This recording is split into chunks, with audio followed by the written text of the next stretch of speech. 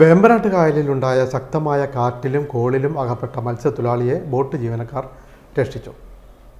വേമ്പനാട്ട് കായലിൽ മുഹമ്മയ്ക്കടുത്താണ് സംഭവം.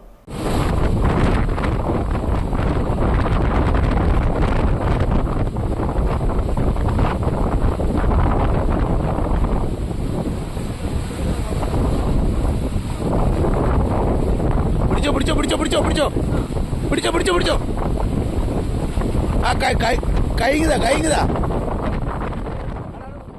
വേമ്പനാട്ട് കായലിൽ മത്സ്യബന്ധനം നടത്തിയിരുന്ന മുഹമ്മ കൊച്ചുചിറ വീട്ടിൽ ഷാജുമോനെയാണ് ബോട്ട് ജീവനക്കാർ രക്ഷിച്ചത്. വെള്ളിയാഴ്ച വൈകിട്ടുണ്ടായ ശക്തമായ കാറ്റിലും കോളിലും അകപ്പെട്ട വള്ളം ആടി ഉലഞ്ഞു. ഏതു നിമിഷവും വള്ളം മറിയാവുന്ന സ്ഥിതി. കായലിലെ ഓളത്തിൽപ്പെട്ട് എത്തിയ മത്സ്യത്തൊഴിലാളിയെ ബോട്ട് ജീവനക്കാർ കയർ ഇട്ടുകൊടുത്ത് കരകയറ്റുകയായിരുന്നു. വള്ളം കായലിൽ മുങ്ങി മത്സ്യബന്ധന ഉപകരണങ്ങൾ നഷ്ടപ്പെട്ടു.